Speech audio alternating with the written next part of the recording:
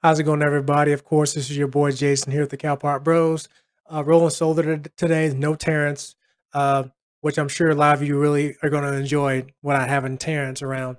Plenty of people have expressed that, so hey, uh, all good here. Now, all jokes aside, of course, we'll miss Terrence. Of course, he'll be back for the recording on Tuesday. But just wanted to jump on here because last couple of episodes we've talked about the Tokyo Olympics going on, and we talked about that for a couple of different segments, and we've mentioned the medal count in both of those segments. And this is the last week of the Olympics, and actually, Sunday, August 8th, is actually the last day of the Olympics for the 2020 Summer Olympics in Tokyo. So, I just really want to jump on here to kind of give you that last minute medal count going into the final day of events. It's only 3:37 here in the Eastern Time Zone of the United States, but of course they're in Japan.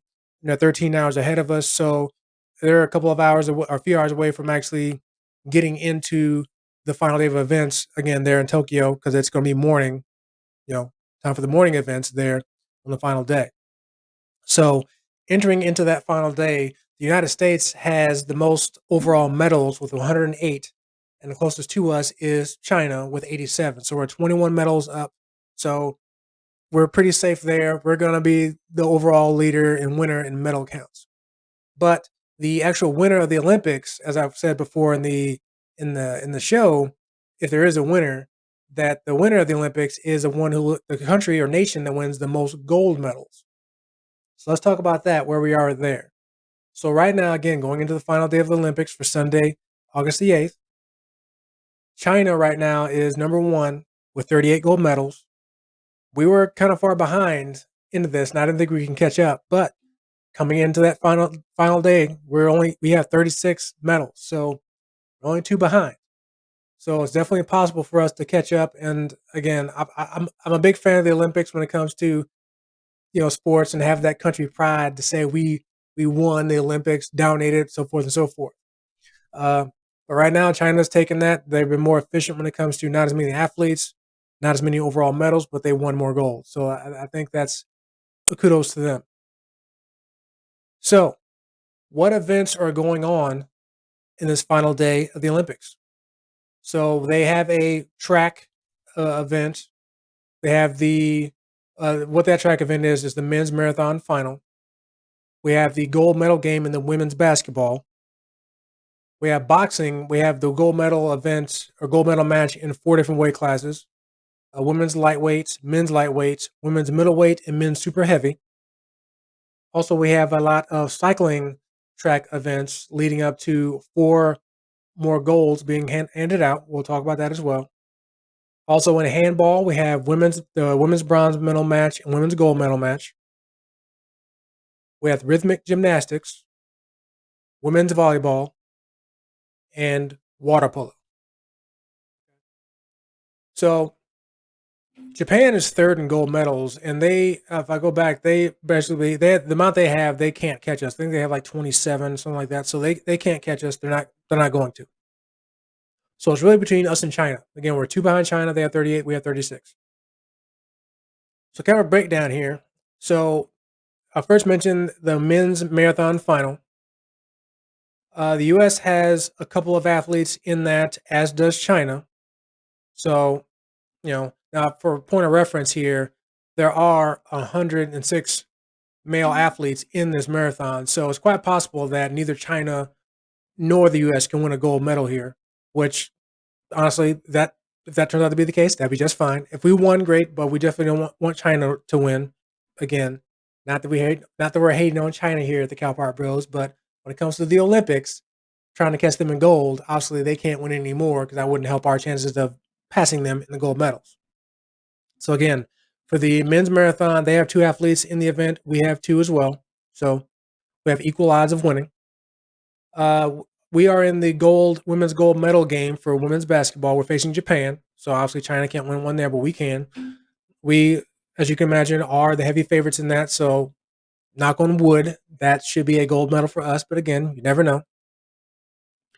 When it comes to boxing, I mentioned there's four matches in four different weight classes for the gold medal.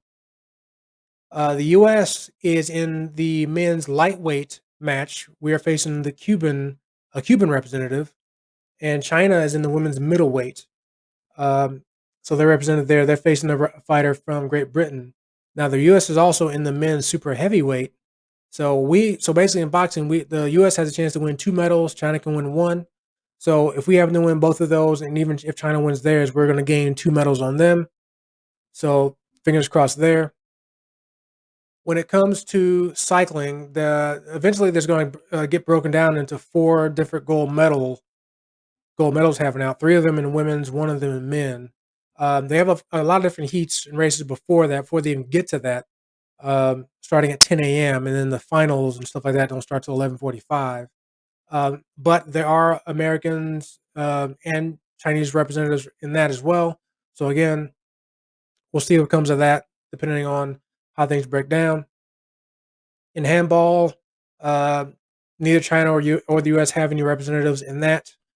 When it comes to the rhythmic gymnastics, the U.S. is not in that, but China is. So again, that could be a gold medal they win that we don't have a chance at. So we shall see what happens there. Uh, and then also going down volleyball, the United States are in the gold medal match facing Brazil. So, but China's not in that event, so that's a medal we can win that they can't. So we shall see. And lastly, water polo. The men's they are still in it, but they cannot win the gold medal. They are in the 5-6 matchups to see who takes that place there. So, but China's not in that as well. So again, we can't win medals there, either one of us, China or the United States. So that's where we are right now. So it's very possible, only two behind, that we could still pass China in gold medals. So it's very possible that the United States could still win the 2020 Tokyo Olympics, which again, earlier this week I thought couldn't happen based on last week. Things like that. China was killing it so far in overall medals and even gold medals. So here we are. Like I gotta say, like we always say in sports, it's never over till it's over. And coming into the last day, that's still the case. Again, China has 38 gold medals. We have 36, and we still have a shot to pass them. So we shall see. But anyway, this is Jason coming to you with the Olympic standings and medal count going into the final day of competition. Again, all that stuff's going to be set to begin here in the U.S. side in a little less than, excuse me, a little over 2 hours from now. So keep an eye on that. And if you're a fan of the Olympics, USA, USA, USA, USA. Definitely fired up over here. So hopefully you are too. And if you are, definitely make sure you watch all the events you can, because this is the last day of the competition. There won't be any more Summer Olympics for another 3 years. 2024 in Paris, France. But definitely enjoy. And again, USA all the way. Signing off. Just Jason on behalf of the Calpart Bros. On behalf of my co-host Terrence. Peace out, y'all.